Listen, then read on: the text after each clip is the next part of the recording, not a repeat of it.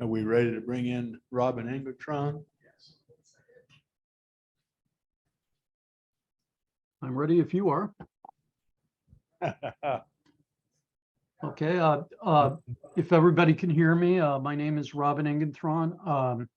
I originally met Swix while I was the division director for Massachusetts DEP until my wife got a job at Middlebury College in Vermont, and I couldn't find a job as a dog catcher, but still had my CDL license from driving a recycling truck in college.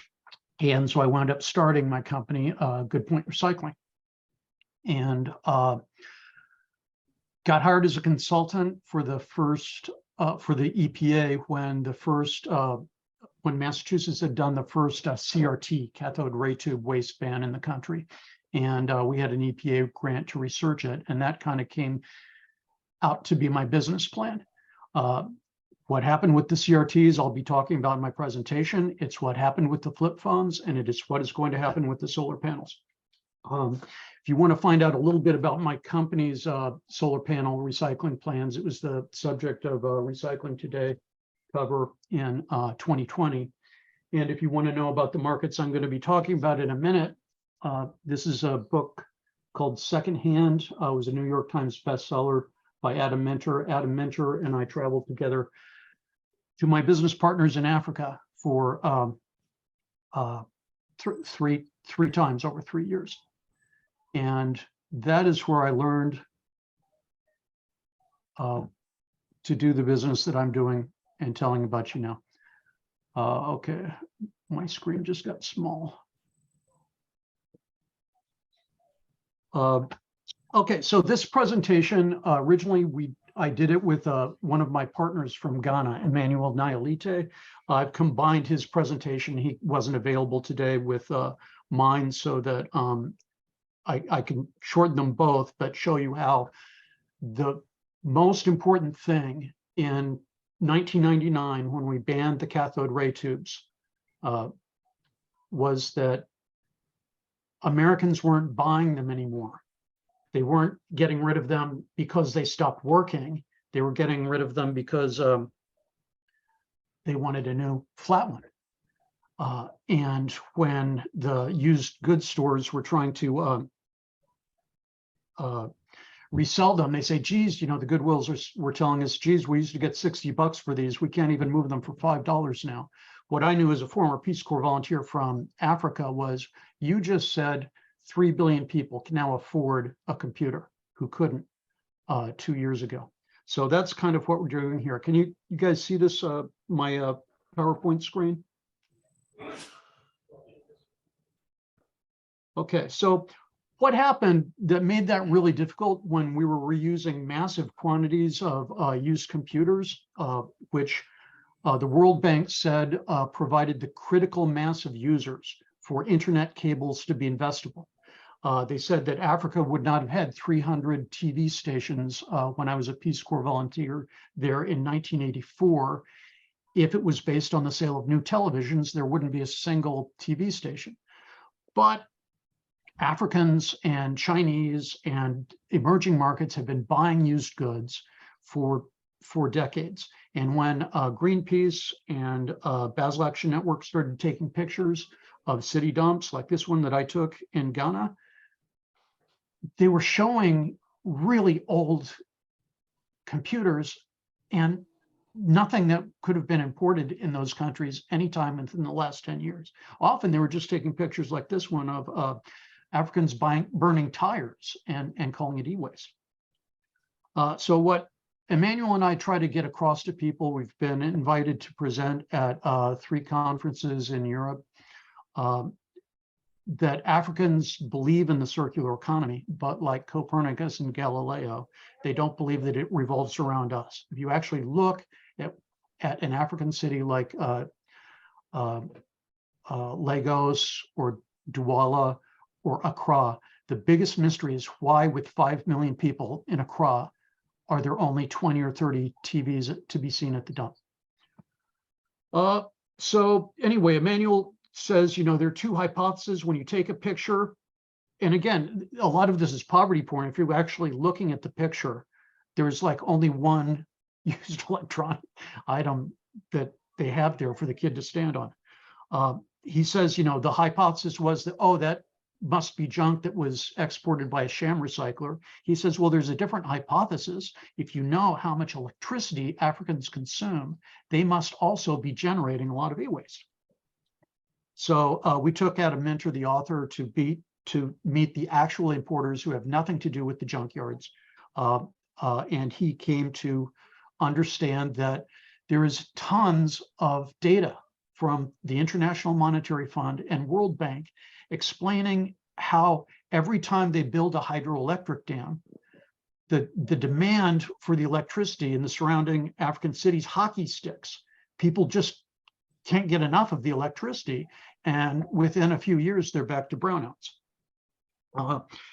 The first hydroelectric, the first electric generator in Ghana, Emmanuel's country, was actually built in 1915, but the first hydroelectric dam was opened in 1965.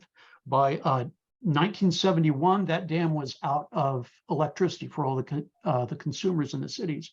The IMF and World Bank went on to build 3 or 4 more, but they keep running out. And year on year, they know that they're going to need to do something to get energy without burning coal plants. And this is what you see now everywhere is on the right, the diesel generators. These go for 15,000 to 60,000, and they're all over Lagos, all over Accra, because they've run out of the hydroelectric electricity power. And so what you'll see on the left is our solution. If all the panels that are being replaced, which I'll show you how many that's going to be in a couple more slides, if they're being electively upgraded because you can put a more efficient one on your roof and not because they're destroyed, that is like the flip phone, which is the reason that there are 170,000 mobile phone towers in Africa as of 2017, because there were no new phones being sold there, or almost none. But that again brought the critical mass of users. How can you invest $1 million in a mobile phone tower if there's no customers? But we're planning on there being a lot of reuse as these things come out. So to explain to people why these don't expire, this is a 1970s Jimmy Carter era solar panel that we got off of a residence roof here in Vermont.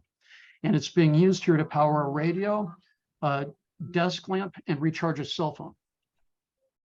So now would I put a 1979 solar panel on my roof? No, it would be taking space that could be, have a much more efficient one. But if I lived in a part of Africa with no electricity, I might be very interested in this. So the problem is that the new solar panels are becoming cheaper and more efficient, while the new farms and fields are harder to site. What's happening is it gets more and more expensive to proposition one of these large solar panel farms in California or New England, especially. And so they're starting to electively upgrade them. We met a researcher, Leonard Banazak from Germany, who was getting his master's at University of Rhode Island. Actually, he reached out to us. He said that he was doing the T-clip and the different recycling things. And he said he had a real concern that the shredding of the panels was going to generate more carbon than the recycling of the materials was going to save, because that's really why you're supposed to recycle, not so much because of the landfills, but because you're avoiding the energy of virgin production.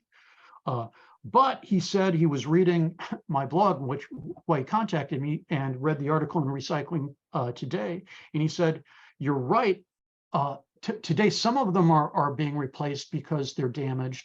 But in the next few years, at this red line in 2028, he predicted, the price point, the rate at which the efficiency is going up and the price is coming down, he said in 2028, you can expect every single solar panel in the United States to turn into a flip phone.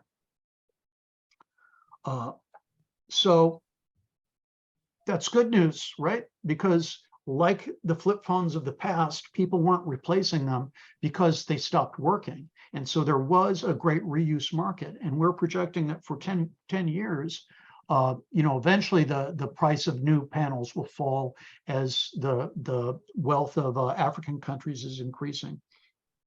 And eventually the reuse markets will decline. But in the meantime, right now, the shredding, I work with Dwight in Yuma, Arizona. We're finding markets for some of the panels that he no longer has American buyers for, but which we have anxious buyers in Africa. If we put those used panels from Dwight's Yuma operation that Americans don't want to buy anymore on top of those diesel generators, we're going to have a perfect opportunity to ask the owner of the diesel generator, how much diesel are you burning now compared to last year? And so every panel will be measurable as it's reused in gallons of diesel fuel. I'm very excited about that. I'm very excited to be working. I used to think 20 years ago, that Good Point Recycling's asset was the used computers. Today, I know that was not our asset. Our asset is the tech sector in these emerging markets. People like Emmanuel, who, had he been born in the United States, would be at MIT or Boeing today. If you get away from the poverty porn and you go to where these people live, you're going to see that the amount of electricity produced by the 5-year-old panel being replaced in Vermont, it's going to produce more electricity in Ghana than the new one that we put up in Vermont because of the amount of sun. And that's going to be really important to meeting the global need for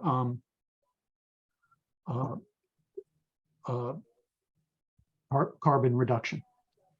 And I think that's my last slide, and we have time for questions.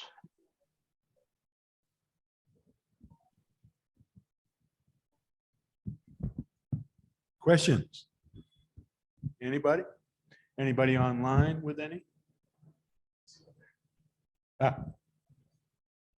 on, Robin. No?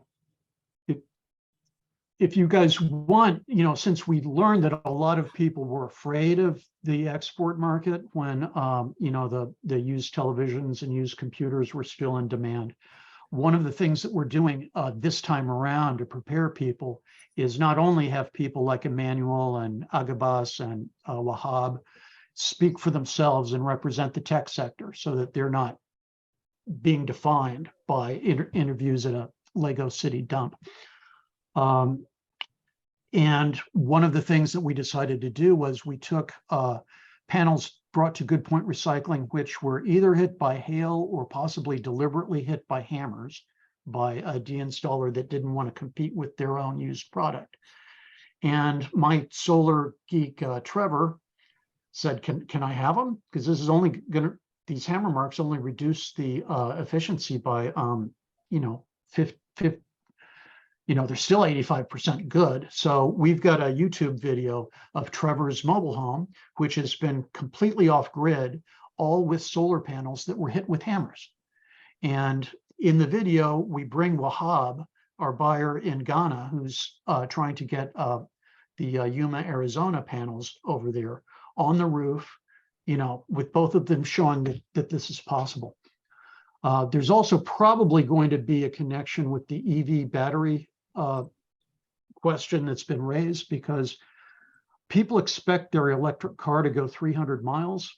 If the electric car only goes 100 miles, the batteries get pulled and replaced. Well, a battery that will pull 2 tons of metal for 100 miles is still a pretty powerful battery. And a lot of the battery recycling investors are getting kind of worried that they're going to have idle shredders if all those EV batteries wind up supporting solar fields in emerging markets.